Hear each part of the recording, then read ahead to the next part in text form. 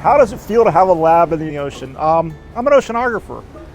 I love going to sea, strangely. The typhoon was bearing down on the island. Typhoon Infa, and so we were forced to leave port a day early. And the first few days are, well, basically hell. Luckily, we got that done before we left. I don't think it would have gone particularly well with, several seasick oceanographers trying to set up this plastic bubble. It's a long trip, but for me it's always a little adventure. Every time I go to sea, I really like it. Life is starting to get regular at sea. 10 minutes to science, everybody.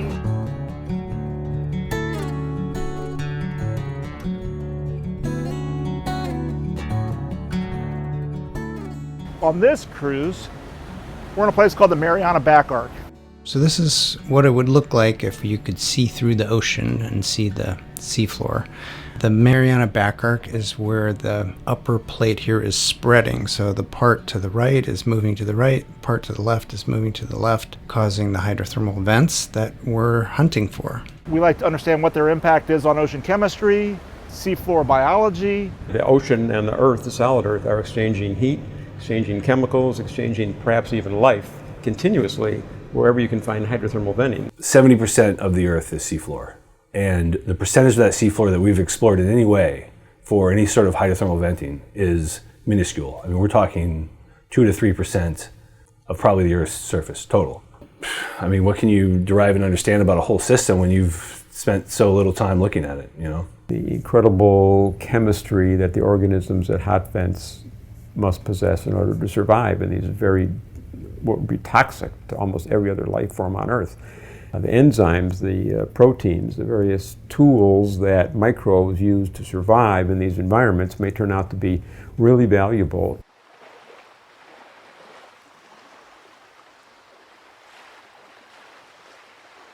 Towing our sensors behind the ship, moving the CTD package up and down through the water column, through about 400 meters of the water above bottom.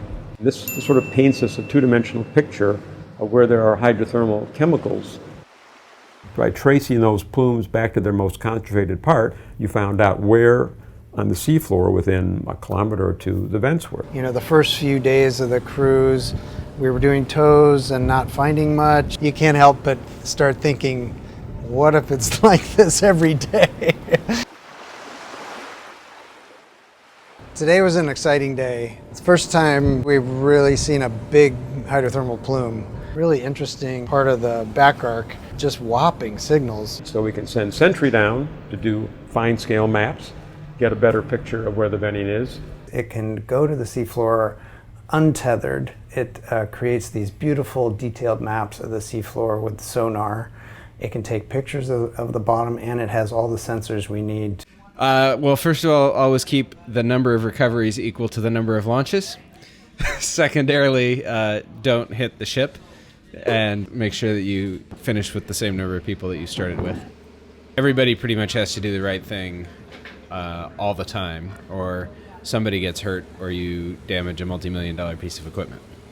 When Sentry came back on board after that dive, our jaws just dropped because there was this new lava flow on the seafloor, and that was completely unexpected. And in this location, this is particularly interesting because we don't expect there to be eruptions very often, at most once every 100 years. We have been lucky enough to have some old data that was collected here a couple of years ago, and we've been able to compare that to data that we collected on the Falkor. And some of those areas, we see these pillow lava flows over 120 meters deep. So that's pretty amazing when you think of it. It's a 40-story building that we're looking at. To find what was something that erupted in the last 2 years was dynamite. How do I feel about this plume? Oh, I'm very disappointed about this plume because it knocked me off of my throne. Oh, yeah. I previously held the cruise record. So we have this betting pool going on. I was the only one who picked this segment, so I'm feeling pretty good. We're here to find the big plumes, and so I actually feel pretty good about this plume. So it just makes me wonder what we're going to find tomorrow. Once we get a good idea where there's a vent site from our Toyos or from the AUV Sentry, the idea is to take the vertical cast, stop the ship, lower it right down to where you think the best chance of seeing a vent is, and then sampling those fluids coming out of the seafloor at the highest concentration you could do. It was obvious that we were right over a vent because we saw really big optical signals all the way to the seafloor. So I think we were like right on top of a chimney. The temperature of the water near the seafloor was a degree or two higher than ambient. That doesn't sound like very much, but the fluids come out at maybe 100 degrees or 200 degrees from the seafloor, and you think that's hot. But you can hold my distance to you away from a 300-degree vent and you wouldn't notice any heat. The water is diluted so quickly by the ocean that normally 1/100th of a degree is a big deal. Here we're getting a full degree, which means the water has been diluted by only a factor of 10 or 100 as opposed to a factor of 1,000. The crew member who picked that part of the segment in the betting pool was in the room while we were making the CTD cast, and he was rooting for it. And you're all invited to spend the reward. And got some really good samples of the fluids from those vents. I look at a certain type of helium, and this type is not formed anywhere on Earth anymore. And this special type of helium is only degassed by volcanic eruptions or hydrothermal vents. The helium content and the iron content and hydrogen, methane, all those things, it's very important to see the whole picture and get good samples.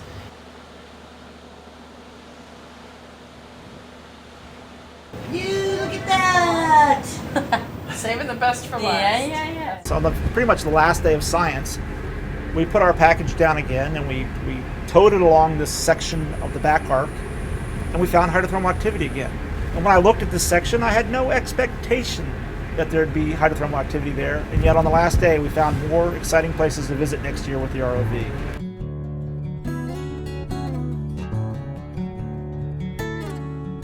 It's such a complex environment. The problems are so hard, the areas are so remote that you have to have the scientists who understand what the important questions are and how to arrive at the answers to those questions. And even there you require chemists and biologists and geologists and geophysicists and many other disciplines. Engineers who can conceive of new technological means to arrive at the data that the scientists require. You need technicians who can service that technology and keep it working. You need the ship's crew, because without them you're not actually going anywhere. You need people on deck who know how to get things in and out of the ocean safely. And at most, any one person is going to probably have 2, maybe 3 of those skills, and certainly none any more than that. Because to solve the problems that we're talking about out here, we're talking about world-class experts in every one of those fields. We're talking about the absolute best people in the world. And you just can't be the best in the world at more than 1 or 2 things. A volcanic eruption represents renewal of the solid Earth. When you have an eruption, you have new material. There's nothing on that other than hard, hot rock. Will life come back and populate those new surfaces, those new substrates? Will there be new hydrothermal activity that creates a new oasis? And how will that be populated, and how long will it take for it to be populated? These are the kind of questions you can start to ask when you have a new eruption on the seafloor. So thank you for listening to our story, and thank you for joining us on this expedition.